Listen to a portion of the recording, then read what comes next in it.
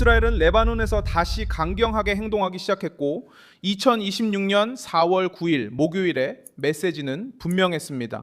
이스라엘의 해석에 따르면 이번 공격은 군사적 목적뿐만이 아니었습니다. 문제의 핵심은 헤즈볼라가 평행 권력에서 레바논 국가의 중심으로 진출하는 것을 막는 것이었습니다. 이 해석에 따르면 이번 공세는 베이루트에서의 장악 시도를 차단하고 무장단체가 레바논 정부 위에서 활동할 수 있게 했던 구조를 끊기 위한 것이었습니다. 실제로 일어난 일은 대규모 공중 작전이었습니다.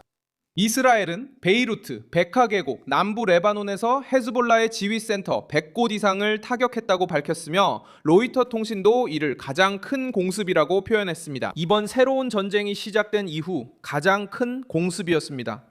이 작전은 헤즈볼라의 지휘, 통신, 그리고 대응 능력을 무력화하기 위한 행동이었습니다. 이스라엘의 논리에서 목표는 단순히 보복하는 것이 아니라 레바논 공식 정부에 계속 도전하는 무장 세력의 척추를 꺾는 것이었습니다. 이 모든 것의 중심에는 한쪽에는 베냐민 네타냐후가 있고 다른 한쪽에는 헤즈볼라가 있으며 레바논 정부는 위기 한가운데에 끼어 있습니다. 네타냐후는 공식적으로 레바논과 가능한 한 빨리 직접 협상을 시작하라고 지시했다고 발표했으며 이 대화의 초점이 무엇이 될지 분명히 밝혔습니다. 헤즈볼라 무장 해제와 양국 간 평화 관계 구축을 시도하는 것입니다. 이것은 결정적입니다. 왜냐하면 이스라엘이 그 단체를 부차적인 존재가 아니라 레바논이 자국의 완전한 국가 권한 아래에서 다시 정상적으로 기능하는 데 있어 가장 큰 장애물로 보고 있다는 것을 보여주기 때문입니다. 제목의 핵심이 바로 여기에 있습니다. 쿠데타를 막는다는 것은 레바논 자체가 이미 몇 달 전부터 간접적으로 인정해온 현실에 대해 조명을 비추는 것입니다. 레바논 국가는 무기의 독점권을 되찾으려고 시도하고 있지만 헤즈볼라는 자신의 무기 전체를 넘기는데 저항하고 있습니다. 1월에 로이터 통신은 레바논 군대가 국가 남부의 작전 통제권을 장악했다고 밝혔지만 이스라엘은 헤즈볼라가 계속해서 재무장하려 하고 있기 때문에 이 노력이 불충분하다고 여겼다고 보도했습니다. 조셉 아운 대통령 자신도 전쟁과 평화에 대한 결정은 오직 국가만이 내려야 한다고 밝혔습니다.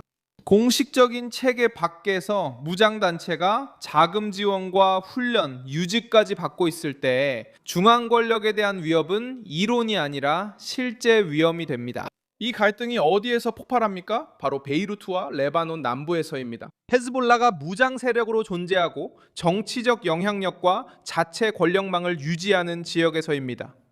이것이 어떻게 가능한 걸까요? 이 단체는 무기를 포기하지 않고 화력을 유지하며 정부를 압박하고 자신들의 힘을 약화시키는 어떤 해결책도 거부하고 있습니다. 이번 목요일 헤즈볼라의 한 국회의원은 이스라엘과의 직접 협상을 거부했고 어떤 조치도 먼저 휴전과 이스라엘군의 철수가 선행되어야 한다고 말했습니다.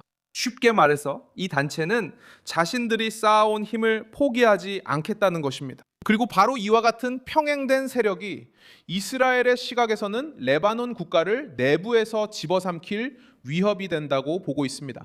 이스라엘이 이런 무게감으로 행동할 때 메시지는 분명합니다. 첫째, 헤즈볼라가 레바논 영토를 영구적인 전쟁의 발판으로 사용하는 것을 용납하지 않겠다는 것입니다.